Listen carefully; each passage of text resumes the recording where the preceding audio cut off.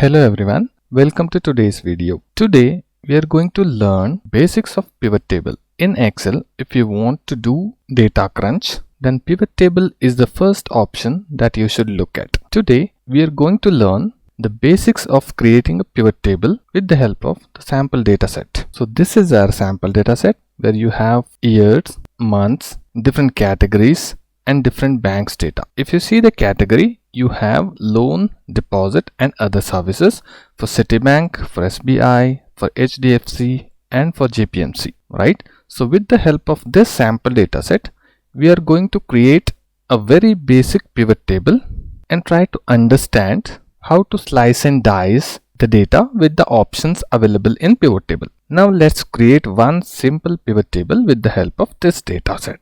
Select the whole table, click insert, select pivot table drop down option.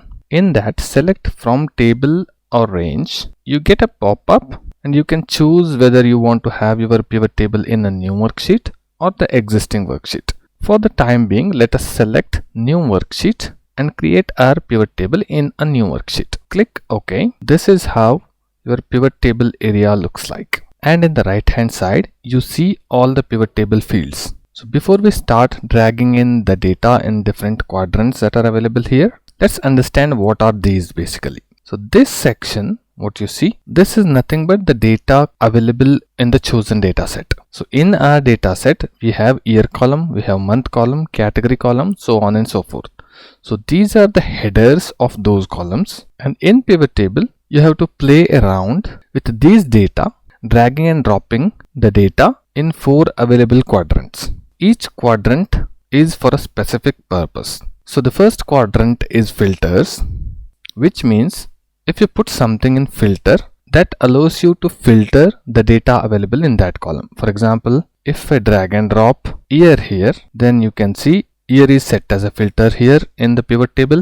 If you click drop down, you can see the values available in the year column. So we have the data for 2019, 2020 and 2021. If you drag and drop the same in column section, then the data for different years will appear in different columns. Like you see here in column A, B, C, and grand total gets automatically calculated. If I put them in rows, then it is a vice versa. So the years data will be seen in rows along with grand total. If I put the year again in a values section, it will sum up the values. So basically this values section is for your KPIs. By now, hope you understand what these different quadrants are for.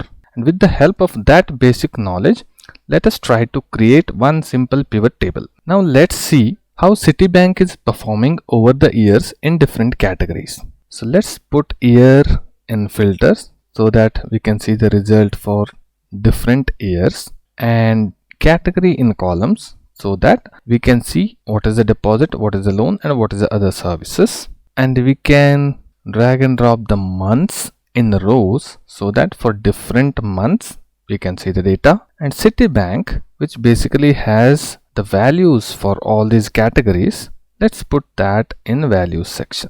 Let's format a bit. Now you can see for various months for all these 3 years, 2019, 2020 and 21, how the categories are performing. Now if you want to see this only for 2021, just select 2021 and click OK. The data automatically gets changed to 2021. That's it for this episode. Hope you learned how to create a basic pivot table out of the data available to you. In the next video, we will learn some more functions related to the pivot table. Until then, happy learning.